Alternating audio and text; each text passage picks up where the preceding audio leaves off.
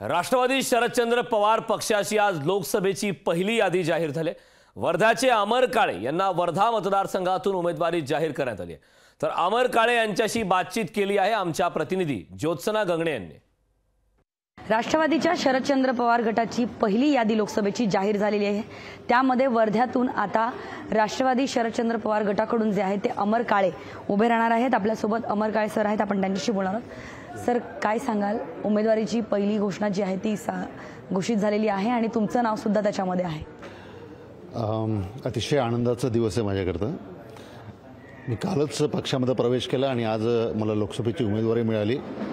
आणि आपण जर बघितलं असेल की जे पहिलं नाव घोषित करण्यात आलं आज लिस्टमध्ये 5 लोकांची उमेदवारी घोषित केली आहे, परंतु पहिलं नाव जे घोषित करण्यात आलं आहे तर माझं नाव घोषित करण्यात आलेलं आहे आणि माझ्यासाठी अतिशय मोठा दिवस आहे।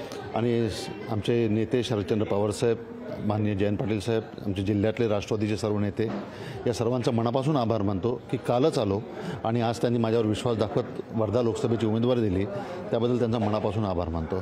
सर, तुम्ही पहिल्यांदा लोकसभेसाठी उभं राहणार आहात, कशा प्रकारे तयारी करणार आहात आणि नेमके जनतेपर्यंत कोणते मुद्दे घेऊन जाणार आहात? 10 वर्षामध्ये म्हणजे 2014 मध्ये मोदी सरकार जे सत्तेवर आलं त्याच्या पहिले जे आश्वासनं त्यांनी दिलेले होते, बस ते आश्वासनं घेऊन आम्ही समोर जाणार आहोत। आमच्या लोकांना सरळ सरळ एकच सांगणं आहे की सरकारने दिलेले आश्वासन जर त्यांनी पूर्ण केले असेल तर तुम्ही भारतीय जनता पक्षालाच मतदान करा।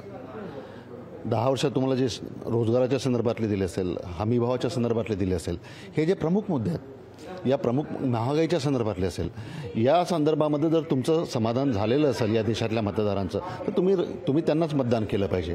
परंतु ग्राउंड तुम्ही चित्र बघताय की एकाही आश्वासनाची पूर्तता भारतीय जनता पक्षाच्या सरकारच्या माध्यमातून झालेली नाही आहे। त्यामुळे तीव्र असंतोष भारतीय जनता पक्षाच्या संदर्भामध्ये सर्व मतदारांमध्ये आहे आणि त्याचं जे काही रिफ्लेक्शन आहे ते निवडणुकीच्या माध्यमातून निश्चित दिसेल। व्हिडिओ लांछन के साथ ज्योत्सना गंगणे, लोकशाही मराठी, मुंबई। लोकशाही मराठी, ऐका, पहा, जागरूक रहा।